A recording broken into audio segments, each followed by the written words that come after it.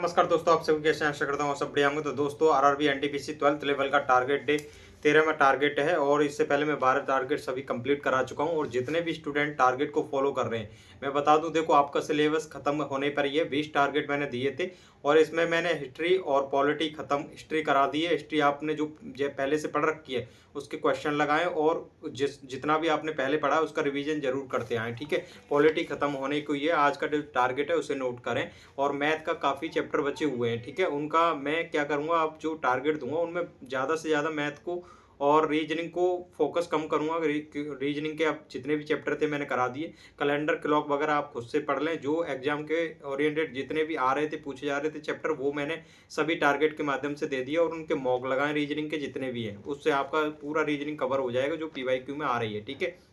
सभी मॉक लगाते रहें, बाकी और कुछ नहीं करना।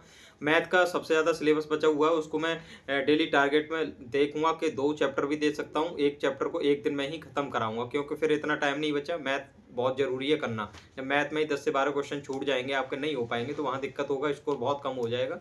जीके, करंट अफेयर, ये सब पढ़ने का कोई फायदा भी नहीं रहेगा फिर वहाँ पर, ठीक है। आज का टारगेट है वो नोट करिए। आज का मैथ के अंदर एलसीएम एचसीएफ जो वाला चैप्टर है उसे कंप्लीट कर लेना। 1 से 2 क्वेश्चन इसमें हर बार, हर शिफ्ट में और हर एग्जाम में देखे गए जितने भी 2024 के अंदर हुए हैं। सभी पूरे चैप्टर को विद कॉन्सेप्ट के साथ कम से कम 100 क्वेश्चन लगा लेने। सभी स्टूडेंट कहते हैं 100 क्वेश्चन में क्या चैप्टर खत्म हो जाएगा। रिपीटेड क्वेश्चन को मैं इसमें काउंट नहीं करता। काउंट इसलिए नहीं करता कि रिपीटेड है, वो आप अपनी प्रैक्टिस के लिए लगा रहे हैं। 100 क्वेश्चन हर टाइप के, जो इसमें क्वेश्चन भी कवर हो जाएंगे, अच्छे से प्रैक्टिस भी हो जाएगी। 100 क्वेश्चन मैं सफिशियंट है, इतना दे रहा हूँ। किसी बुक में ज़्यादा क्वेश्चन है तो उन क्वेश्चनों को इस टाइम स्किप करते जाएं। जो आपने पहले से आते हैं या पढ़ रखे हैं उनका थोड़ा जल्दी से फास्ट तरीके से करते हुए जाएं। इतना क्वेश्चन, जो हार्ड क्वेश्चन होते हैं वो पूरे चैप्टर में कम से कम 20-22 क्वेश्चन ही होते हैं जो कि आप उनमें अटक सकते हैं। बाकी सब क्वेश्चन को पढ़ाई कर रखी है तो अच्छे से कर ले जाएंगे, ठीक है।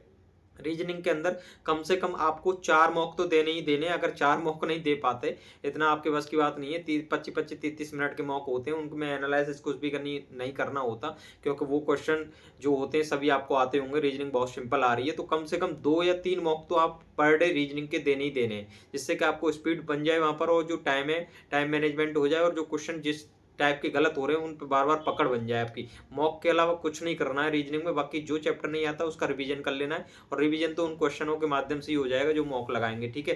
करंट अफेयर के अंदर स्पीडी बुक के अंदर जितने भी मैंने पीछे के क्वेश्चन है उनको करा रहा हूँ। फिर उसके बाद करंट अफेयर के अंदर जो इम्पोर्टेंट टॉपिक हैं भारत में, जितने भी सदस्य हैं, जितने भी मंत्रिमंडल वगैरह, इनके मैं टॉपिक वाइज कराता जाऊंगा। अभी मैं उन क्वेश्चनों को खत्म करा रहा हूँ। मंथली करंट अफेयर मैंने खत्म करा दिए, उसको रिवीजन करते आए, ठीक है। करंट अफेयर के अंदर 1 से 300 तक लेके मैंने क्वेश्चन पीछे वाले टारगेट में दिए थे। आज के जो टारगेट में 300 से लेके 500 क्वेश्चन तक सभी ऑब्जेक्टिव क्वेश्चन है स्पीडी की बुक के अंदर के, वो सभी रिवीजन कर लेने हैं आपको, ठीक है। जीके के अंदर, पॉलिटी के अंदर आर्टिकल 308 से लेकर 314 तक लोक सेवाओं के बारे में सब कुछ पढ़ लेना है। इसमें इंपोर्टेंट आर्टिकल पढ़ लेने हैं आपको। पीवाईक्यू लगाओगे तो पता चल जाएगा कौन सा आर्टिकल इंपोर्टेंट है, ठीक है।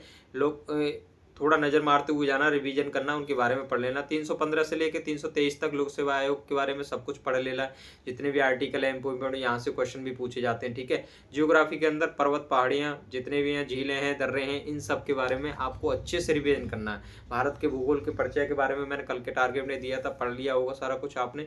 इसमें पर्वत, पहाड़ी, झीलें और दर्रे, इन चारों को अच्छे से पकड़ बनानी। यहाँ से पर्वत वगैरह से देखा ही जाता है, हर बार क्वेश्चन आता है, तो आपको अच्छे से इनका रिवीजन कर लेना है। इनको लिख लिख करके याद करें, कैसे भी करें, 2-3 बार इनका रिवीजन करें, आपको अच्छे से याद हो जाएंगे, ठीक है।